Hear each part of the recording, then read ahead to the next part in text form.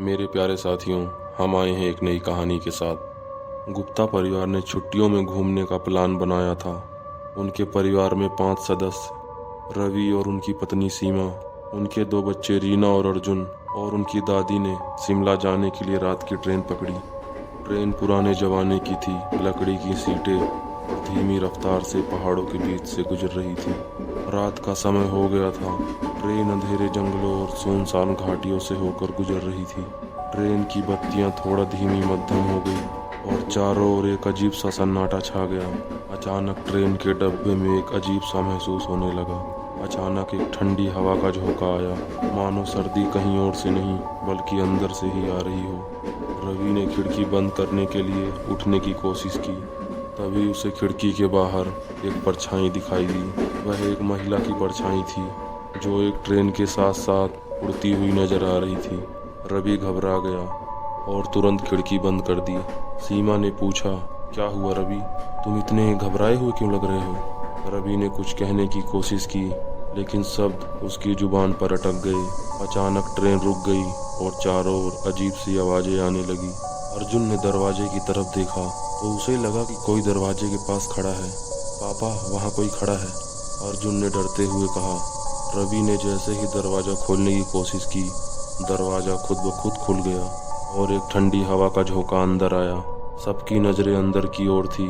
तभी एक बूढ़ी महिला की भूतिया आकृति डिब्बे में प्रवेश कर गई। वह महिला डरे हुए स्वर में कुछ बड़बड़ा रही थी। मेरी ट्रेन, मेरी टिकट, मुझे वापस जाना है। रीना ने हिम्मत जुटाकर पूछा, आप कौन हैं? भूतिया महिला ने जवाब दिया, मैं इस ट्रेन में 50 साल पहले मारी गई थी। यह मेरी आखिरी यात्रा थी और मैं अब हमेशा के लिए इस ट्रेन में फंसी हुई हूँ। तभी रवि ने घड़ी देखी। ट्रेन अचानक स्टेशन पर रुक गई। जैसे उसी क्षण सब कुछ सामान्य हो गया हो। गुप्ता परिवार ने डरते डरते ट्रेन से बाहर कदम रखा, लेकिन उस घटना से उनके चेहरे पर चिंता साफ झलक रही थी। स्टेशन भी बहुत पुराना और वीरान सा लग रहा था। वहाँ कोई आवाजाही नहीं थी, ना ही कोई और यात्री। ठंड के कारण स्टेशन के चारों ओर धुंध फैल रही थी, जिससे वातावरण और रहस्यमय हो गया था। रवि ने घड़ी पर नजर डाली तो रात के करीब 2 बजे का समय दिखा रही थी। इतने छोटे स्टेशन पर इतनी देर रात कोई ट्रेन क्यों रुकती? उन्होंने स्टेशन मास्टर की तलाश में इधर उधर देखा, लेकिन कहीं कोई दिखाई नहीं दिया। तभी रवि ने एक पुरानी सी खंडर जैसी इमारत की तरफ इशारा किया और कहा, पापा, वहाँ शायद कोई जानकारी मिल सके। परिवार सहमते हुए उस इमारत की ओर बढ़ा। अंदर घुसते ही उन्हें एक बूढ़े व्यक्ति की आवाज़ सुनाई दी।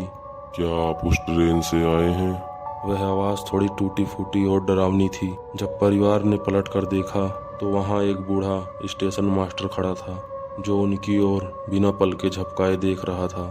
रवि ने हिम्मत जुटाकर पूछा, जी, यह ट्रेन अचानक रुक गई थी, क्या हम सही जगह पर हैं? स्टेशन मास्टर ने ठंडी और रहस्यमय हंसी के साथ जवाब दिया, ये ट्रेन सही जगह पर रुकी है, लेकिन ये आपकी मंजिल नहीं है। आप लोग जिस ट्रेन में थे वह ट्रेन अब नहीं चलती। रवि और परिवार चौंक गए। अब नहीं चलती?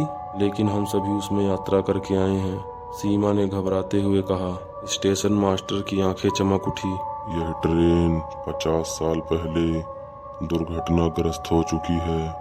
यह ट्रेन हर उस तारीख को चलती है जब हादसा हुआ था। उस हादसे में कई लोगों की मौत हो गई थी और तब से यह ट्रेन कुछ विशेष यात्रियों को अपने साथ लेकर आती है, फिर कभी लौटने नहीं देती। ये सुनते ही गुप्ता परिवार के पैरों तले जमीन खिसक गई। उनके शरीर में ठंडक दौड़ गई और डर से पसीना बहने लगा। तभी स्टेशन मास्टर ने एक रहस्यमय संकेत दिया और बोला, अगर आप यहाँ से बचना चाहते हैं तो आपको उसी ट्रेन से वापस जाना होगा, लेकिन इस बार अपने डर से लड़ना होगा, वरना आप भी हमेशा के लिए इसी स्टेशन में फंसे रह जाएंगे, जैसे यहाँ कई और यात्री फंसे हुए हैं। गुप्ता परिवार की आंखों में डर और निराशा साफ झलक रही थी, लेकिन उनके पास कोई और चारा नहीं था। वे सभी उस ट्रेन में वापस चढ़ गए, जो अब बिल्कुल सुनसान और खामोश थी।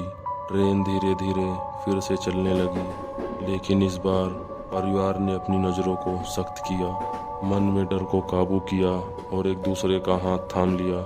जैसे ही ट्रेन सुरंग से गुजरी, एक तेज चीख सुनाई दी और सब कुछ काले धुंध में डूब गया। जब उनकी आंखें खुली तो वे शिमला स्टेशन पर खड़े थे, जो कि पूरी तरह सुरक्षित थे। स्टेशन पर हलचल थी, लोग आ जा रहे थे और ट्रेनें चल रही थी।